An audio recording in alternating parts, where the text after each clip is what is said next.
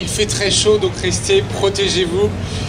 C'est un plaisir de vous retrouver chaque année dans ce format un peu traditionnel pour terminer l'année avant de prendre nos vacances tous les uns et les autres. De passer un petit moment convivial ensemble sur quelques thèmes qui font l'actualité. Remercier Anne, comme d'habitude, de sa présence avec nous. Je dirais un mot sur ce qui va être important, outre la refondation du parti, etc., mais sur un enjeu politique majeur, parce que c'est aussi dans l'ADN de ce que nous sommes, des socialistes, des sociodémocrates.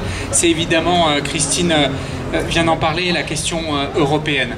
Je crois que la défiance qu'éprouvent un certain nombre de nos concitoyens vis-à-vis de l'Europe ressemble un peu à la défiance qu'ils ressentent vis-à-vis de nos propres institutions, vis-à-vis de la politique que mène le gouvernement. Pourquoi? Parce que c'est beaucoup d'attentes, beaucoup d'espérances, beaucoup d'espoir, beaucoup de projets et au moins pour une partie importante de la population, peu de résultats tangibles. Il est très important que dans ce que nous portons pour le projet européen, on puisse, à la fois avec responsabilité, parce qu'il n'y aura pas de miracle, mais aussi, je le souhaite, avec beaucoup d'ambition, qu'on puisse retracer des perspectives sur le sens que nous donnons à ce grand projet collectif qu'est la construction européenne.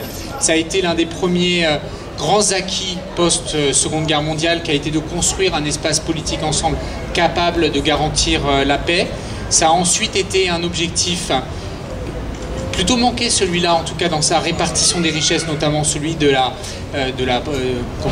croissance, celui de la prospérité partagée européenne.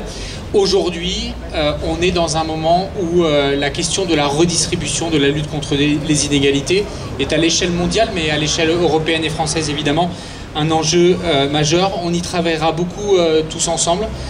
C'est aussi, je le dis, le plaisir que j'ai au quotidien dans l'émission que m'a confiée Anne, d'essayer de mettre en œuvre des politiques publiques qui soient d'abord des instruments pour le progrès collectif, pour le progrès partagé, pour le progrès commun, parce que c'est pour ça qu'on fait de la politique, pour ça qu'on s'engage, pour ne laisser personne au bord de la route.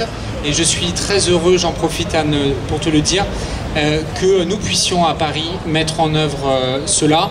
Et je le dis aussi dans un arrondissement qui est cher à tous les Parisiens, mais qui m'est cher parce que je crois que peu, autant que lui, symbolise, et je le dis devant sa mère qui arrive, peu d'arrondissements autant que le 10e symbolise ce que nous voulons de Paris. C'est à la fois de la prospérité, de la vie, de la solidarité, une certaine façon de repenser les solidarités de proximité, la vie de quartier. C'est concilier notre ambition pour une capitale monde, mais aussi qui soit un modèle de solidarité et de proximité et de partage avec toutes les générations et tous les individus d'où qu'ils viennent. Merci à tous de votre présence et puis je vais laisser Anne vous dire un mot avant que nous mourions de chaud.